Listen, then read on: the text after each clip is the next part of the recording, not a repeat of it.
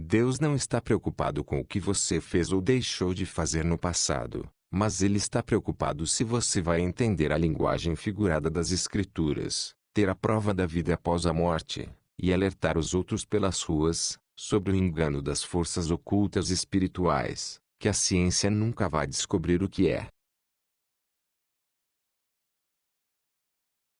Conhecer Cristo mais intimamente é indispensável para quem passou a existir na vida. Conhecer Cristo é entender os mistérios da Palavra de Deus revelados por sonhos. Quem entende tem discernimento do mundo visível e invisível.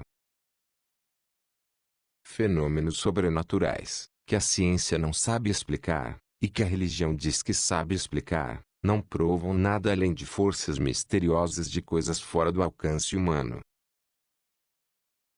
A única coisa que se pode constatar dessas experiências sobrenaturais é que existem seres muito mais avançados neste universo tão grande, e que exercem toda a influência neste mundo visível. A única coisa que prova tudo que está fora do nosso alcance é o conhecimento da linguagem figurada de sonhos, pela qual as Escrituras sagradas se comunicam, pois pelos seus recursos de figuras de linguagem se pode constatar racionalmente que todas as coisas descritas nessas Escrituras separadas aconteceram realmente.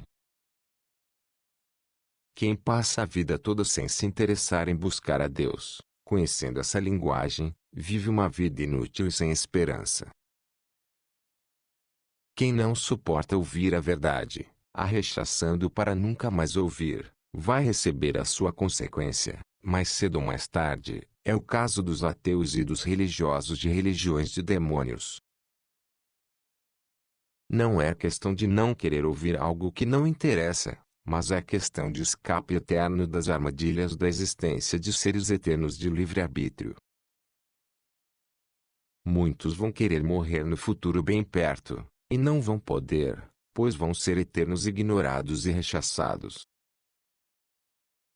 Os famosos e poderosos que são reconhecidos por conhecerem intimamente a Cristo, na verdade, estão longe de Cristo, conhecem mesmo a Mamon o dinheiro, aquele que tentou Cristo no deserto, o Deus para conquistar este tempo presente, o governador deste mundo, que elege os políticos pela sua influência na mente do mundo.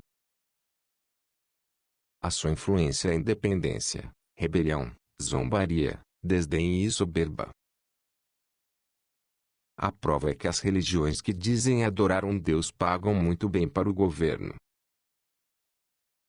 Se algum irmão começar a profetizar conquistas terrenas para alguém, ao invés de poder para evangelizar gratuitamente, desconfie, pode ser demônios, guias obscuros desse mundo, interessados em construir esse mundo material, que é a real estátua de pedra dourada. Nada prova que alguém está com Deus, milagres e maravilhas, exceto se ele aceita e prega essa verdade. Os dominados pela influência satânica vão sempre desprezar a única coisa que pode salvar eternamente, que é a divulgação tenaz da verdade pelas ruas. Alguém ateu disse com nexo que Deus salva as pessoas dele mesmo, mas se meditarmos mais a fundo vamos ver que Deus salva a pessoa da própria carne dela mesma. A prova é que a carne escraviza no vício. Se Deus permitir a dúvida, põe em risco o seu reino. Se ele destruir eternamente os incrédulos, se torna um assassino derrotado pela morte, manchando a sua vida eterna, o seu atributo de eternidade. Só resta então uma saída, a direção que as Escrituras de sonhos apontam desde o princípio da existência humana. E tudo que elas apontam em rituais e figuras é anunciar a Deus corretamente, fora da corrupção do comércio, para poder escapar do lago de fogo, indispensável para a solução do problema da eternidade de livre-arbítrio. A palavra de sonho que representa a conversão em Cristo é morte, por isso Deus pedia sangue de animais mortos nos rituais alegóricos da lei do Velho Testamento, para representar quem entende corretamente as figuras do velho pacto com Israel, tendo com isso a prova da vida após a morte, e por isso sempre saindo para anunciar aos gritos pelas ruas, como o toque de trombeta em Jerusalém. Assim como uma alma vai ter total prova quando chegar no juízo final, assim quem entende as figuras da palavra tem total certeza do futuro apalpado na palavra. Por isso ele não se cansa de anunciar Cristo gratuitamente, porque ele sabe que depois da morte a sua recompensa é certa. Isso significa que entender a palavra, desvendando muitos dos seus mistérios, é a mesma coisa de alguém que já morreu e já passou pelo juízo final no futuro. Quando uma discussão está acirrada, sempre alguém diz que ninguém sabe de nada, que só saberemos quando chegarmos lá depois da morte. Mas isso é uma ideia diabólica, porque ainda aqui podemos ter certeza do que vai acontecer depois da morte com a nossa consciência indetectável pela ciência humana. A morte do animal representava a conversão pela prova da palavra de Deus, que faz alguém mudar de rumo, fazendo coisas que o ser humano normal não faz. Assim é também com outros rituais, como o batismo, que representa a morte para o mundo, e a vida para Deus, ao se levantar da água. Esta água é a palavra da conversão, que prova a vida eterna. O sangue aspergido do animal morto, para purificar as coisas alegóricas, é a representação da pregação correta do Evangelho pelas ruas. Na lei está escrito que o sangue é a vida, e isso para representar a pregação correta do Evangelho pelas ruas, que dá a vida eterna. Quem prega pelas ruas, espiritualmente, é um animal morto, derramando sangue, que serve como sacrifício de cheiro suave a Deus. Nisso vemos a importância que é anunciar a palavra de Deus corretamente, fora de instituições do governo e comércio, pois isso é o ápice do reino de Deus aqui na terra. O maior é quem tem poder, pelo conhecimento da palavra, de fazer essa obra de pregar pelas ruas de graça. Se hoje vemos tanta calamidade na terra, e o engano se multiplicando exponencialmente, é porque as pessoas não querem saber do reino de Deus, elas apenas querem aceitar as propostas diabólicas de fama e poder deste mundo. A palavra de Deus deve ser usada somente para ganhar a vida eterna depois da morte. O que passar disso, é falta de fé e temor a Deus. Portanto, a palavra nunca pode ser usada para ganhar dinheiro, como um meio de vida mundana, voltado somente para alimentar o corpo, o tornando como um Deus diante das criaturas. Resumo do que tem que falar no evangelismo de rua. A salvação eterna é o anúncio de Cristo fora do comércio religioso, mas para isso tem que entender a linguagem de sonho das Escrituras, pois somente isso prova o futuro reservado no além, libertando do engano bíblico das forças invisíveis, que alimenta as religiões do comércio. O carnaval alegórico homenageia e manifesta amor à criação, mas os rituais alegóricos da velha aliança homenageiam a eternidade, a qual se manifesta na terra pela pregação correta, fora do comércio, em todo tempo e lugar. Os seres foram criados para adorar a Deus, mas eles usaram o dom do livre-arbítrio para escolherem querer ser adorados como Deus. O pensamento desses incrédulos da santidade de Deus é se unirem para derrotar a força suprema. Podemos dizer que é o material versus o espiritual, os deuses versus o Deus. Toda paixão, soberba e ambição, não é do Pai, mas do mundo. Qualquer manifestação de ajuda aos carentes, fora da consciência dessa verdade, soa como hipocrisia, querendo se passar como Deus diante das criaturas. Isso significa que a caridade dos ricos é abominável a Deus. O rico só se torna aceito se dividir tudo com os pobres, e sair pregando pelas ruas, de graça. Quando falo rico, falo também as instituições apoiadas no governo. ajudar aos carentes, de forma errada, fora da orientação de Deus, somente colabora com o reino deste mundo, porque não tem a palavra para sobreviver eternamente depois desta vida. Não adianta a caridade, nem dividir tudo com os pobres, se não conhece Jesus Cristo para pregar de graça pelas ruas a única doutrina correta. O Evangelho não é comércio nem investimento terreno. A prova que alguém se converteu e está no caminho da salvação é a sua atitude para com o público em relação a Jesus Cristo. Se fala doutrina correta de Cristo, ou se fala do comércio de sua religião humana, ou se não fala nada, por vergonha de declarar sua religião. Os idólatras, ao estudarem as Escrituras Sagradas, constatam uma coisa, mas os aprovados por Deus veem outra coisa bem diferente.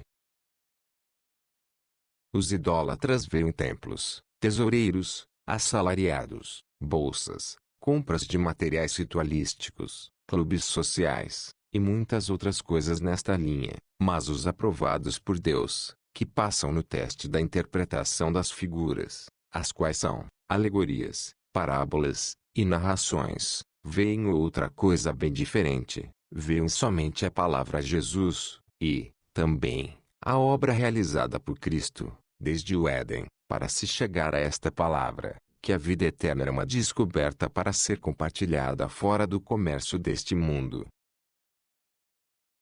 Os aprovados por Deus veem negócios de construções de templos, tesoureiros que roubam almas, trabalhadores que não trabalham por amor, bancos religiosos como prova de iniquidade, comércio de estratégias contra Deus, grupos de rebeldes contra Deus.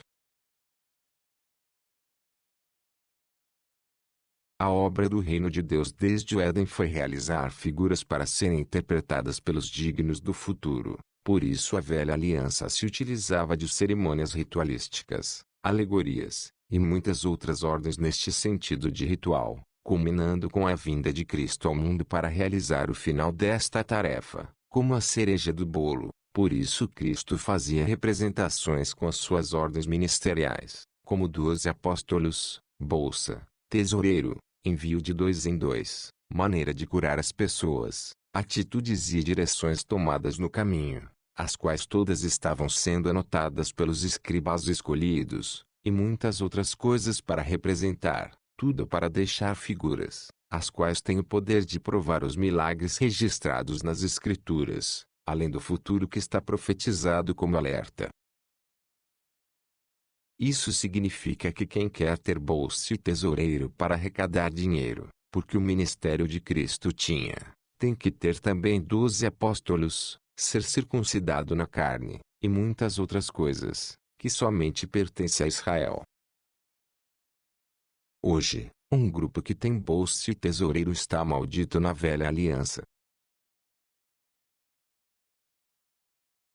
Quem decifra essas figuras, como interpretações de sonhos, tem a prova absoluta de Deus, e discernimento dos espíritos, que enganam as religiões comerciais. Esses espíritos são a terça parte que se rebelou do céu, como descrito em Apocalipse 12, são forças invisíveis que inspiram as religiões comerciais, as quais a ciência não sabe explicar. A obra de Cristo no Velho Testamento era fazer tudo para representar, e isto inclui o seu ministério nas terras de Israel, no Novo Testamento, porque ele tinha escritores anotando todos os detalhes de sua obra aqui na terra, pois ele já sabia da repercussão que essas palavras iriam causar quando fossem manifestas, até o final do mundo, pois esta obra estava oculta aos dominadores do mundo, e aos seus historiadores. Já no Novo Testamento, até hoje, a obra é fazer tudo que representa o Velho Testamento e sua vida aqui na terra, que é pregar de graça fora do comércio religioso. Se fosse realizada hoje, talvez não daria para ocultar, por causa da tecnologia. Essa obra de fazer o figuras de palavras tem poder de provar à mente racional que tudo aconteceu e vai acontecer, pois a palavra entendida dá a fé, que é a prova, mas não é achar que aconteceu, ou querer que aconteça, mas é uma certeza, algo bem fundamentado, porque essas figuras, como um sonho divino, se encaixam perfeitamente, algo perfeito, possível só a quem é infinito e incomparável. A palavra de Deus, portanto, não é fácil de entender, pois ele fala em enigmas, somente para os interessados na vida eterna. Por isso há muitos pontos difíceis de entender, que os indótos inconstantes tropeçam para sua própria condenação eterna no final. Esses indótos inconstantes não são, nada mais, nada menos, do que os materialistas, que só olham para o chão, como um porco próprio para a lama. Conhecereis a verdade e a verdade vos libertará. Só o conhecimento liberta, por isso os aprovados no teste das figuras são considerados libertos de Faraó do Egito, como nas figuras da história de Israel no Egito. Os libertos buscam primeiro o reino de Deus, antes dos reinos do mundo, que é fazer o que não gera dinheiro para Deus, mas gera prova da vida eterna. Os reinos do mundo são priorizar família, emprego e amizade, mas o reino eterno é provar a verdade, ensinando as figuras de Deus gratuitamente nos locais públicos. Quem trabalha no mundo, mas foge da riqueza para ensinar corretamente as Escrituras nas ruas, esse não é considerado escravo de Faraó, mas guerreiro vencedor na terra de Canaã, para tomar posse da terra prometida, que é o céu eterno. Isso significa que todo trabalhador na terra, que não suporta a verdade de Cristo, é escravo eterno do materialismo, que é o mesmo que Satã, porque tudo é um ser só, desde a serpente no Éden, passando por Faraó do Egito, e até ao dragão do Apocalipse. Como pode a pessoa só buscar comida, e não querer saber das respostas desta vida, diante de tantos mistérios, os quais são somente decifrados totalmente pela revelação de Deus aos homens? Viveu a vida toda somente ajuntando bens materiais na terra, acumulando herança para o fogo, voltado totalmente para o seu reino de glamour, sem nunca trabalhar de graça para Deus. O que se espera dessa alma? Que não receberá recompensa nenhuma depois da morte, pois já recebeu tudo aqui na terra. 2. Não é questão de Deus ser bom ou mau, é questão da existência de seres eternos de livre-arbítrio, que precisam ser punidos, para que haja vida eterna. 3. Infinito perdão é morte eterna, já é o lago de fogo como punição do que foi feito anteriormente e não tem mais volta. 4. A lógica é que a existência são seres eternos de livre-arbítrio, que precisam de limite ou punição, para que possa existir vida em harmonia. 5. Satanás trabalha para que as criaturas sejam adoradas no lugar do Criador. 6. Todos que não temem e amam o Deus da Bíblia, amam e querem as criaturas no poder, o que é a guerra eterna, solucionada pelo fogo eterno. Os escritos enumerados acima foram os que a memória conseguiu lembrar de um texto totalmente inédito, todo concatenado e inspirado, uma relíquia, nunca feito antes, e nem poderá ser feito depois, mas que, por incrível que pareça, desapareceu dos meus arquivos importantes, evaporou. Algo que, se fosse guardado numa folha de papel, aos modos antigos, não se perderia tão fácil. Pelo menos fica aí os fragmentos desse texto achado, lembrado, para que a imaginação possa montar o quebra-cabeça, de forma que seja proveitoso e útil como antes. A sensação é de ter perdido mais escritos do que consigo calcular, porque o que consegui recuperar no cachê, arquivos temporários, já nem me lembrava mais que tinham aquelas palavras. Por isso também, dessa vez, demorei mais um pouco para postar vídeo, mas enquanto estiver na Terra, sempre disponibilizarei de graça o que vier da parte de Deus. A Bíblia, como também alguns outros escritos sagrados, não são palavras de homens, e disso se tem prova quem interpreta as Escrituras como sonhos. Existem dois métodos de se interpretar as Escrituras: o método de sabedoria, ciência e história humana, e o método de interpretar todas elas como figura ou sonho. Quem vá pelo primeiro método, no final das contas, vai achar que são palavras de homem, mas quem opta pelo segundo método, vai ter a prova do além, e passar a anunciar de graça pelas ruas. Isso é o verdadeiro aceitar Jesus, é a morte do animal pela espada para derramar este sangue sobre o altar de quatro cantos. Não despreze esta palavra, ela é Cristo, é a única coisa que você tem de verdade, é a sua vida eterna, o seu corpo eterno. Não a despreze, nem a venda. Quando alguém canta uma música de alguém que está ficando rico em nome de Jesus, sem a consciência que aquele cantor serve a um mamon dinheiro, ele automaticamente está adorando ao Deus do dinheiro desse mundo. Entenda os escritos. Isso não é uma proibição de cantar as músicas, mas um alerta para não ser enganado com os que se dizem adorar a Jesus, mas o coração está longe dele. Quase totalmente as letras dessas canções são para alcançar o público, por isso são letras superficiais, que não falam que no Evangelho de Cristo não se pode comercializar a palavra e, consequentemente, as músicas. Quem vende as músicas, vende o seu corpo eterno, e prostituição é pecado. Se no alheio não fostes fiéis, quem vos dará o que é vosso? Lucas 16:12. O que é nosso? O nosso corpo não é nosso, mas o nosso espírito foi nos dado eternamente. Pelas palavras de alguém se conhece o corpo espiritual dela.